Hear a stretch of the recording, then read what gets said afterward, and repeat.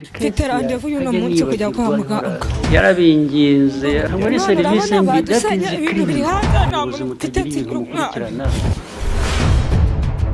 nta murwayi uzongera kubazwa mituweli imbere yo kuvurwa. Minisante yategetse amavuriro kuvura umurwayi imbere yo kureba ubwishingizi.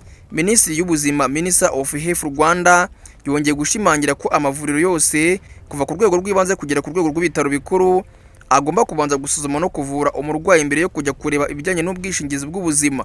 Aya mabwiriza kandi yongeye gushimangirwa nyuma y'uko Paul Kagame anenze imikorere y'ikigo nderabuzima cya Bigugu giherereye mu karere ka Karongi, aho ngo umubyeyi ugiye kubyara bamwirukanye kubera kubura mituweli maze bikaza kurangira apfiriye mu rugo. Perezida Kagame kandi yavuze yuko ubuzima bw'umuntu bugomba gushyirwa imbere ati iyo uyu mugore bamuvura ibindi bikaza nyuma, amafaranga akazishyurwa nyuma cyangwa se ubundi akishyurwa n'undi. Ibi ngibi rero byasa bituma Minisitiri w'Ubuzima Dr Sabin Nsabimana mu ibaruwa tariki 27/2026 yibutsa abavura ko nta murwayi ugomba gukererwa kwimwa serivisi cyangwa se gusubizwa inyuma kubera ibibazo by'ubwishingizi. Ati nta murwayi ugomba gukerezwa cyangwa se bakamusaba kugaruka kubera ibibazo by'imiyoborere cyangwa se ubwishingizi. Minisante kandi ivuga ko n'ubwo amabwiriza yarashyizweho kuva 2020 hari ahatubahirizwaga, ari nayo mpamvu ngiye kuyashimangira ku buryo bukomeye.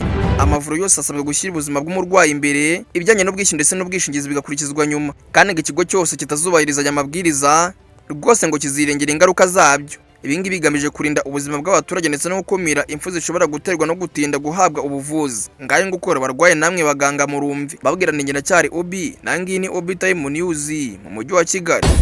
Obi Time News.